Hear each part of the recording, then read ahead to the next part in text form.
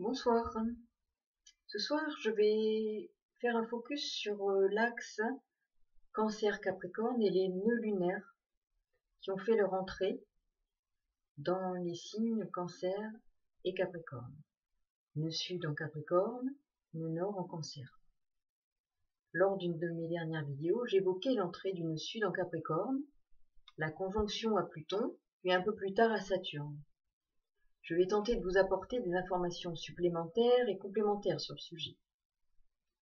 Le nœud sud représente le bagage avec lequel nous nous incarnons, les acquis de nos expériences, les transmissions familiales, notre héritage, nos croyances conscientes et inconscientes issues de notre parcours de vie précédent, voire au-delà de ce parcours de vie précédent. Il s'agit de nos potentialités, de nos qualités, de nos talents comme de nos travers. Il s'agit aussi de ce que nous faisons naturellement, ce qui nous est facile, familier, ce qui nous caractérise. Ce nœud sud désigne la problématique qui caractérise notre chemin de vie, et le nœud nord, ce vers quoi nous devons aller, ce que nous devons atteindre au cours de notre existence. Le passage du nœud sud en Capricorne et les conjonctions successives à Pluton et Saturne donnent le ton et déterminent la nécessité de faire table rase de croyances issues du passé dit karmique. Ces croyances, ces comportements trop rigides font peser une forme de responsabilité sans concession, rigoriste sur les épaules au point de ne pas pouvoir déléguer ou de penser être seul à savoir faire et à être en capacité de faire. Les enjeux de pouvoir ont dû être forts, peut-être dans des vies précédentes. Les rapports de force, voire de la violence, peuvent être des vestiges d'un vécu passé. L'esprit est sombre, le sentiment de frustration peut être grand. La reconnaissance n'est pas à la hauteur des sacrifices fournis. Trop d'abnégation et d'acharnement au travail au détriment du monde des sentiments.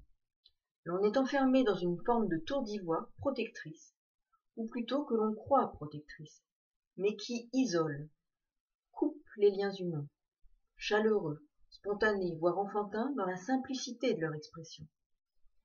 Ces croyances se sont construites à partir d'expériences passées ou de discours familiaux que nous nous sommes appropriés souvent pour être aimés et reconnus, auxquels nous nous sommes identifiés, mais aussi pour nous protéger de ce que l'on considère comme une faiblesse, le monde des émotions et des sentiments. Les fonctionnements caractérisant le nœud sud correspondent aux schèmes inscrits en nous dans le tréfonds de notre âme et de notre inconscient. Ces éléments nous sont familiers et nous pouvons avoir tendance à les activer, voire à nous réfugier dans le même type de fonctionnement sans nous en rendre compte. Nous les incarnons à travers ce que nous pensons et mettons en œuvre, à travers ce que nous vivons, nos modes relationnels, nos fonctionnements au quotidien. Nous devons nous libérer de ce poids, d'où la fonction uranienne d'émancipation, qui est à l'œuvre parallèlement à ce passage des nœuds sud et nord dans l'axe Capricorne et Cancer. Le Capricorne et le Cancer, donc Capricorne dont le maître est Saturne, Cancer dont le maître est la Lune, sont à la fois complémentaires et permettent de fonctionner tous les deux sur le mode de la protection et de l'autoprotection. Il est important de mesurer combien Saturne, qui prévaut à l'incarnation, la matérialisation, le monde matériel, d'une certaine façon, mais qui tend à élever l'individu vers le monde spirituel, puisqu'on est sur l'élévation, doit s'appuyer sur le monde des émotions à travers la Lune. Donc c'est une complémentarité, et pour s'incarner véritablement, il faut vraiment que les deux mondes puissent s'associer, le monde de la matière et le monde des émotions. Il s'agit pour nous, ici, dans cet axe Capricorne-Cancer, de nous dévêtir de notre ancienne peau, de nous affranchir de ce qui fait obstacle à la réalisation de notre chemin de vie. Ce bagage nous a servi.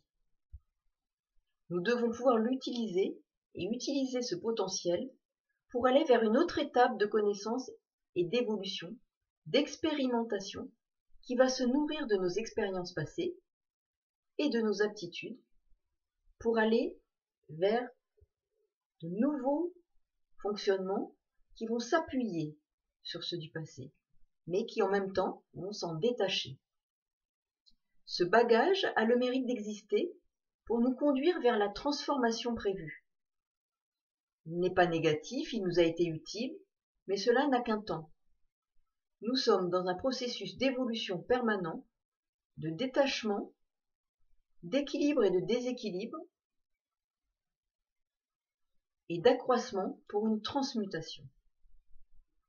Notre cheminement terrestre est un véritable parcours alchimique.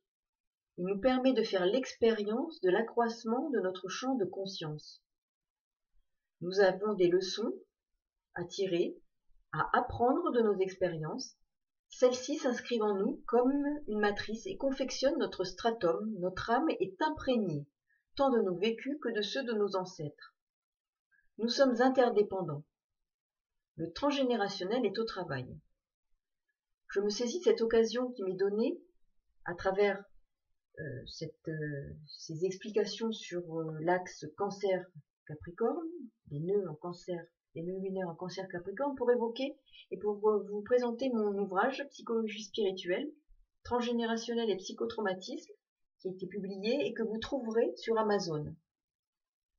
Dans ce livre, j'évoque l'importance du transgénérationnel dans notre vécu au quotidien, dans nos expériences de vie, l'importance et le poids des âmes des défunts, dans leur interdépendance avec notre vie au quotidien, comment on peut comprendre comment elles se manifestent, comment elles agissent à travers nous, et comment on peut nous-mêmes nous détacher de ce qu'elles produisent dans notre existence et leur permettre de continuer leur chemin de vie sur des plans énergétiques d'existence, d'autres plans énergétiques d'existence que celui qui est le plan de la Terre-planète. Donc je reviens à mes explications pour le moment sur la place d'Uranus et sa fonction au regard de cet axe Capricorne-Cancer et des nœuds lunaires. Uranus a pour fonction effectivement de briser le carcan que propose et que met en œuvre Saturne. Pour le moment, Uranus est donc au carré décroissant des nœuds lunaires. Je rappelle donc Saturne, maître du Capricorne. Donc on se retrouve dans ces énergies capricorniennes et uraniennes. Uranus, dont la fonction va être de briser ces chaînes. Les énergies se bousculent pour nous et pour permettre une naissance à nous-mêmes. La tension peut être grande pour s'extirper de ces modes de fonctionnement du passé. Les situations auxquelles nous risquons d'être confrontés pourraient nous bousculer, être sans préavis, mais nécessaires à notre évolution, à notre émancipation, à notre éveil. Ces fonctionnements qui sont inscrits en nous, ces modèles de fonctionnement plus précisément, doivent être utilisés comme un tremplin pour développer, au cours des événements qui se présentent dans notre existence, de nouvelles aptitudes en vue de poursuivre notre évolution ascendante. Vous le ressentez sans doute, les énergies qui nous environnent actuellement et nous traversent sont puissantes. Uranus agit puissamment sur cet axe des nœuds lunaires. Ces énergies ont vocation à nous détacher de nos anciens schémas de fonctionnement et à nous permettre d'accéder à un monde nouveau, à de nouveaux fonctionnements enrichis de ceux du passé.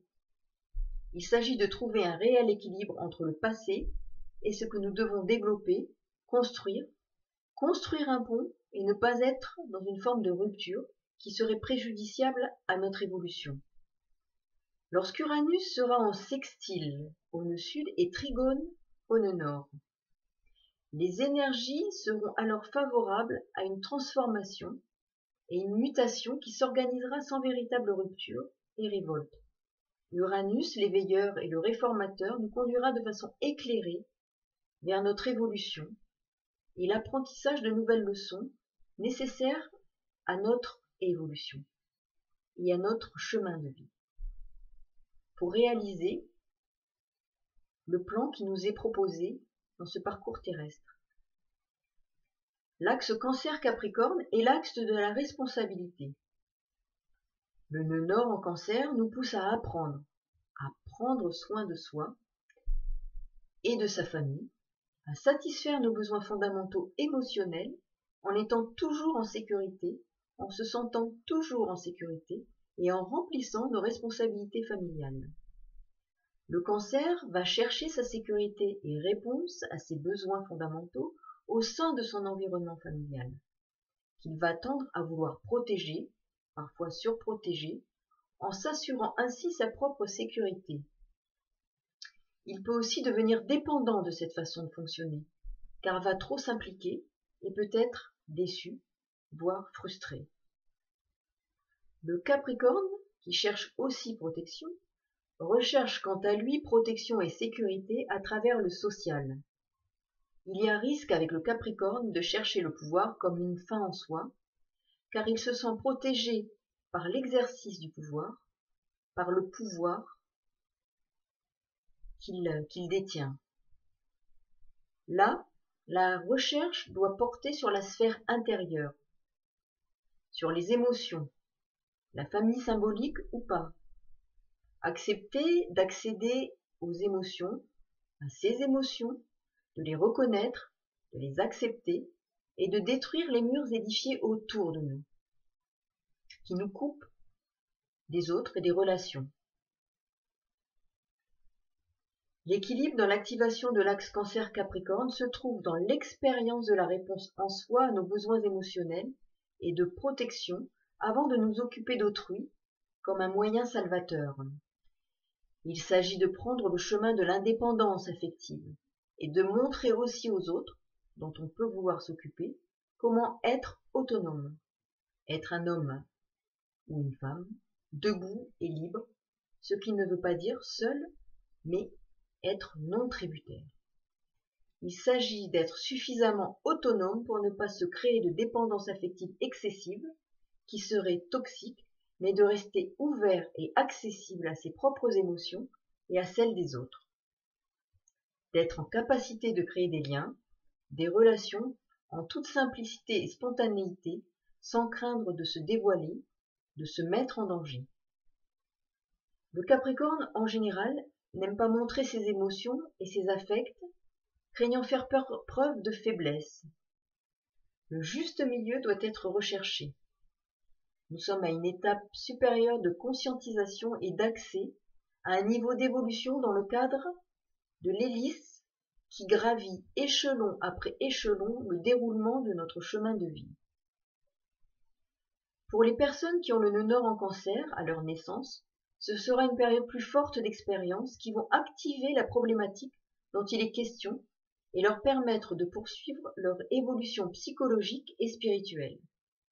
Il s'agit, pour ces personnes, d'un axe qui définit ce qu'elles doivent acquérir et ce vers quoi elles doivent tendre au cours de leur parcours terrestre.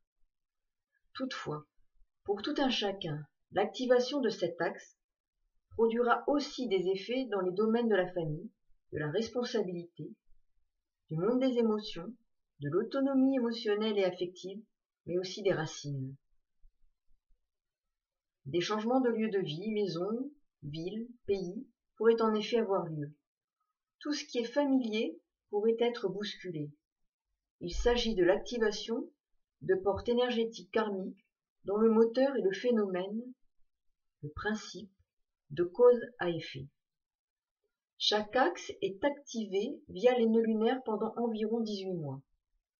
Le prochain axe, activé en mai 2020, sera l'axe Gémeaux-Sagittaire, mais je vous en reparlerai le moment venu.